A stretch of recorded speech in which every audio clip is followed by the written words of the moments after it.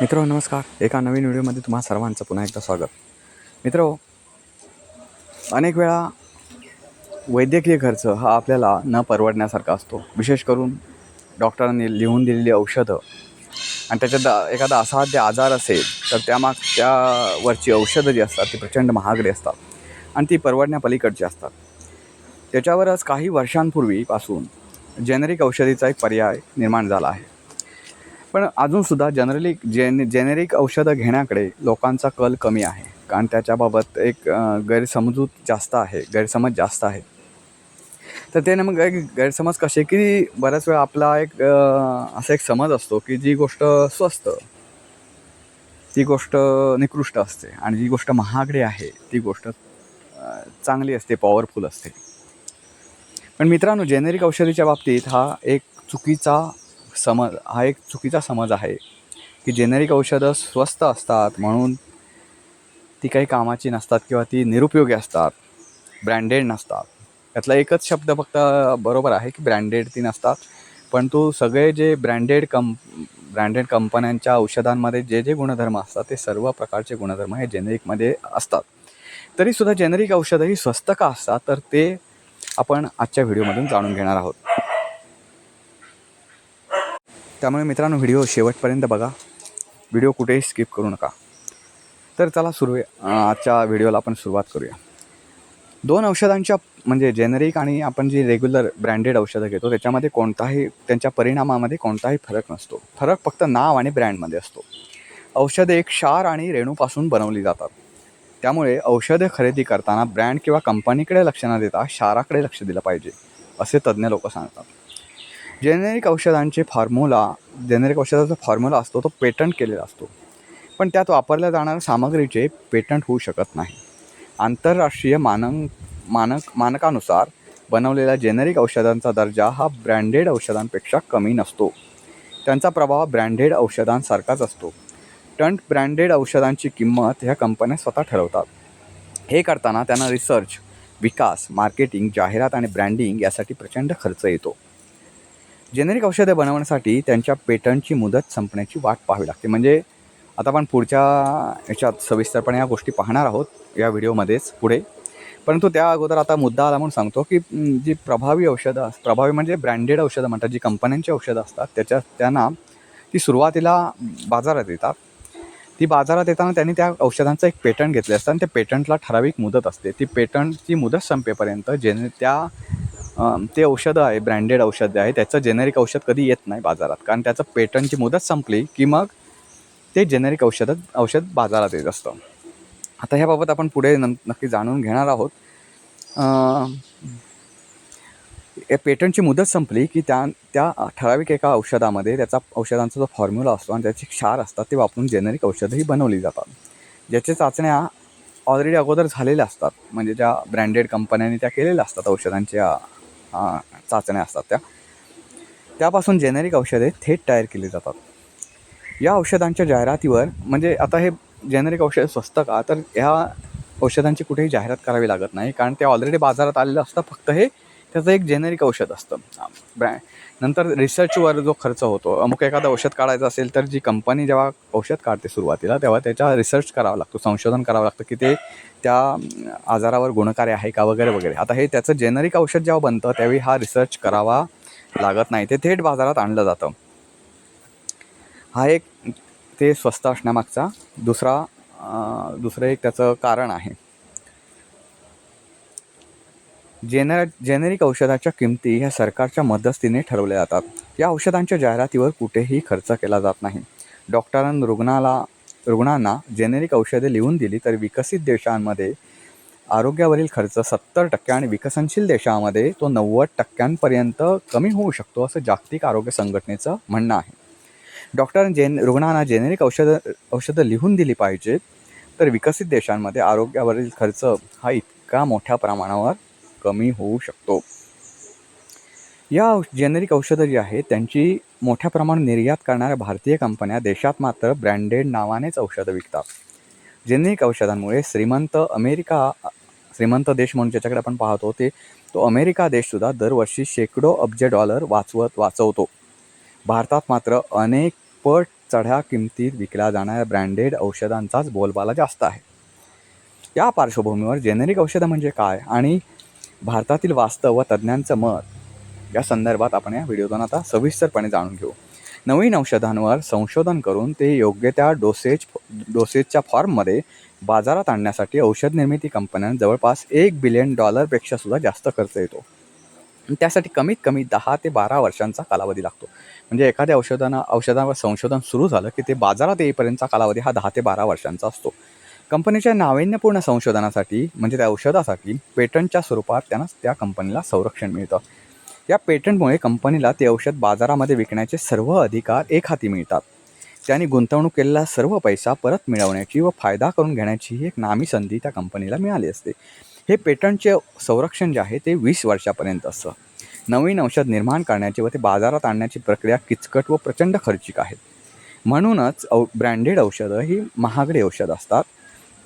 जेव्हा पेटंट संरक्षणाचा कालावधी संपतो म्हणजे अमुक एखाद्या आजारावरचं औषध 20 वर्षांनी तेव्हा त्या बाजारामधील त्या औषध निर्माण करणाऱ्या कंपनीची एकाधिकारशाही संपते आणि इतर औषधे निर्मितीत असणाऱ्या कंपन्या त्या औषधाचं जेनेरिक उत्पादन करू शकतात.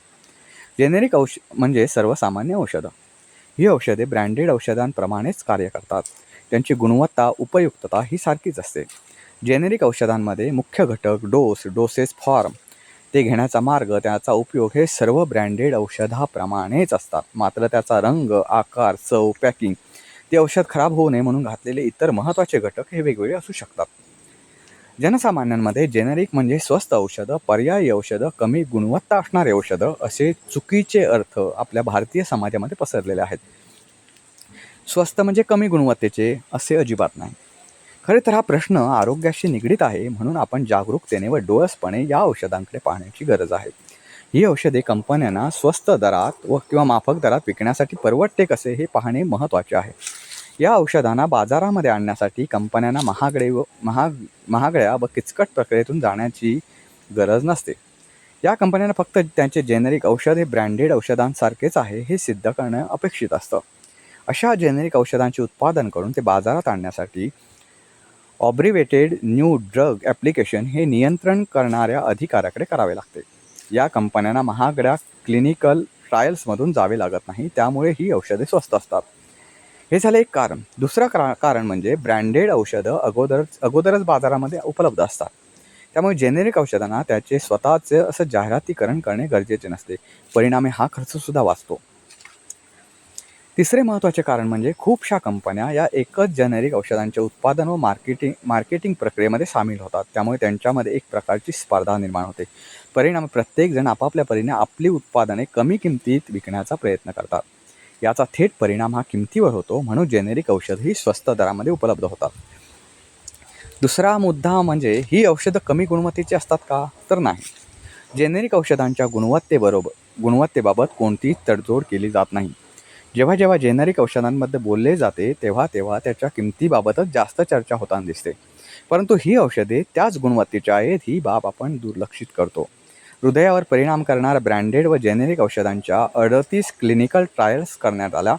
या संशोधनातून जे निष्कर्ष काढण्यात आले आहेत ते असे की ब्रँडेड औषधे जेनेरिक औषधांपेक्षा जास्त चांगल्या प्रकारे कार्य करतात असं अजिबात नाही.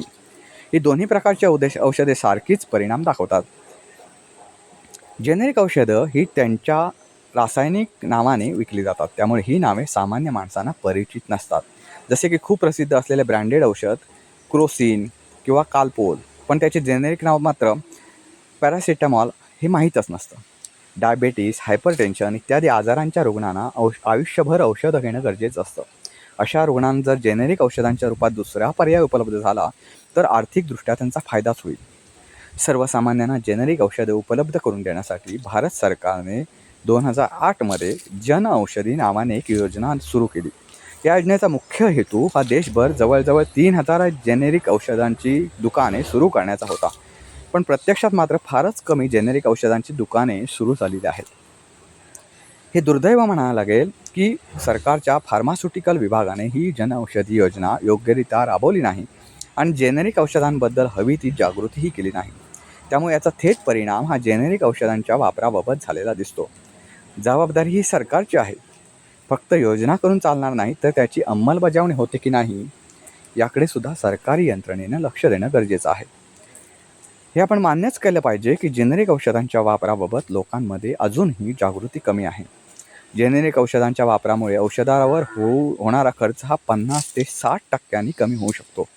उदाहरणादाखल बघितलं तर बाजारात पॅरासिटामॉल व डायक्लोफिनेक यांची ब्रँडेड 10 गोळ्यांची स्ट्रीप ही साधारणपणे 16 ते 20 रुपयांना आहे.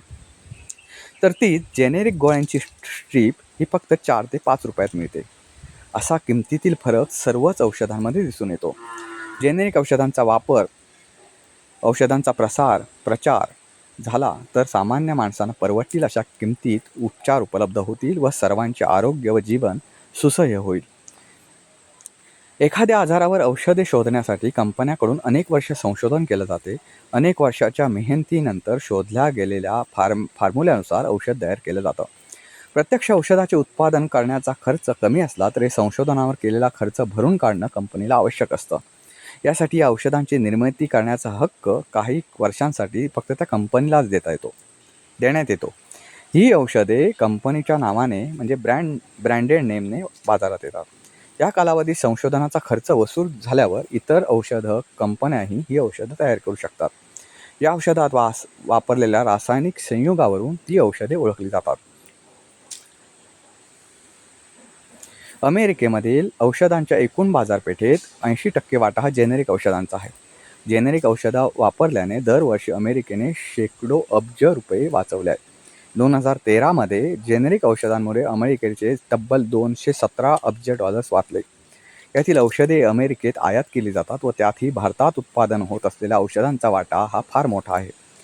गेल्या वर्षी भारतातील रॅनबॅक्सी कंपनीच्या सर्व उत्पादनावर बंदी घालण्यात आली. या बंदीचे कारण या औषधांचा घसरलेला दर्जाही होता. भारतातील कंपन्या 50,000 कोटी रुपयांची जेनेरिक औषधं ही निर्यात करतात. देशात मात्र ब्रँडेड नावाने अधिक किमतीत ही औषधे विकली जातात. भारतात एकीकडे गरिबांसाठी सरकारी मोफत आरोग्य व्यवस्था असली तरी ब्रँडेड औषधांमुळे रुग्णांना मोठी किंमत चुकवावी लागते. मधुमेह, उच्च रक्तदाब, हृदयविकार, कर्करोग अशा आजारांवर नियमित व दीर्घकालीन औषधं आवश्यक असतात. या रुग्णांना जेनेरिक औषधं उपलब्ध झाल्यास कितीतरी मोठ्या प्रमाणावर आर्थिक ताण हा कमी होऊ शकतो. सरकारी रुग्णालयातही जेनेरिक औषधेच दिली जातात. जेनेरिक औषधाचे प्रमाण वाढवण्यासाठी गेल्या दशकभरापासून आरोग्य क्षेत्रातील कार्यकर्ते प्रयत्नाला लागले आहेत. मात्र आजही काही अपवाद वगळता जेनेरिक औषधांची उपलब्धता मात्र वाढलेली नाही. विविध कंपन्यांकडून त्यांच्या औषध विक्रीचे प्रमाण वाढवण्यासाठी डॉक्टरांना सवलती, भेटवस्तू दिल्या जातात. हे आता लपून राहिलेले नाही. त्यामुळे काही डॉक्टर जेनेरिक औषधांऐवजी संबंधित कंपन्यांची ब्रँडेड औषधे लिहून देतात असा आरोप केला जातो. मात्र सर्वच डॉक्टरांबाबत हे काही खरं नाही. जेनेरिक औषधं लिहून देण्यास हरकत नाही. मात्र अमेरिकेतील FDA प्रमाणे भारतातील FDA कार्यरत नाही हे वास्तव आहे. त्यांच्याकडे पुरेसे मनुष्यबळ व यंत्रणा नसल्यामुळे जेनेरिक औषधांची गुणवत्ता तपासून पाहिली जात नाही. ही औषधे योग्य प्रकारे तयार केली गेली नसल्यास त्याचे अपाय होण्याची शक्यता असते. त्यामुळे अशा कंपन्यांची गुणवत्ता तपासण्यासाठी आवश्यक असणारी यंत्रणा पूर्ण ताकदीनिशी कार्यरत असणं आवश्यक आहे. मित्रांनो, हा जेनेरिक विषयावरचा व्हिडिओ आपण आपल्या आरोग्याबाबत डोळसपणे कोणतीही अंध भूमिका न घेता डोळसपणे पाहिलं तर आपले शेकडो दरवर्षी हजारो रुपये वाचू शकतात. त्यामुळे या गोष्टीकडे फार गंभीरतेनं पहा. मित्रांनो, हा व्हिडिओ तुम्हाला कसा वाटला ते नक्की कळवा. व्हिडिओला लाईक करा, शेअर करा आणि चॅनलला सबस्क्राईब करायला विसरू नका. पुन्हा भेटू एका अशा नवीन व्हिडिओसह. तोपर्यंत नमस्कार.